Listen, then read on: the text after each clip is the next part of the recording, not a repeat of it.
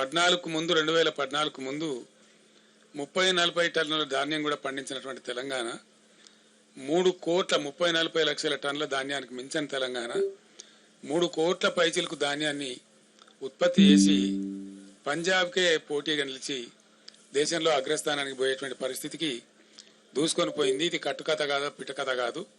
ఇది నిజంగా ప్రజలందరి సాక్షిగా, మీ అందరి సాక్షిగా జరిగినటువంటి దృశ్యం మనం చూసినటువంటి. చాలా బరువైనటువంటి గుండెతో నేను మాట్లాడుతూ ఉన్నా, బాధ కలుగుతూ ఉంది. ఇంత షార్ట్ పీరియడ్లో వితిన్ 100 డేస్ 110 డేస్లో ఇంత దుర్భరమైన పరిస్థితి చూస్తామని మేము అనుకోలేదు. రైతులు ఇంత ఏడ్చేటువంటి పరిస్థితికి పోతారని కూడా అనుకోలేదు. మాకే సమాచారాన్ని బట్టి, అందినటువంటి సమాచారాన్ని బట్టి 100 రోజులలో 200 మంది రైతులు ఆత్మహత్యలు చేసుకున్నారు. కొందరు కరెంటు షాకులతోని, కొందరు ఆత్మహత్యలు వరసి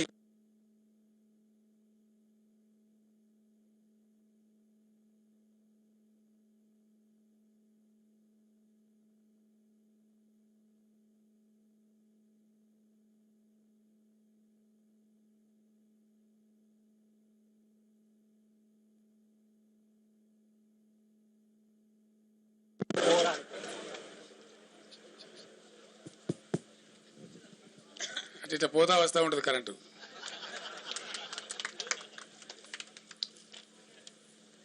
ఇప్పుడు మనందరం ప్రత్యక్షంగా చూస్తా ఉన్నాం.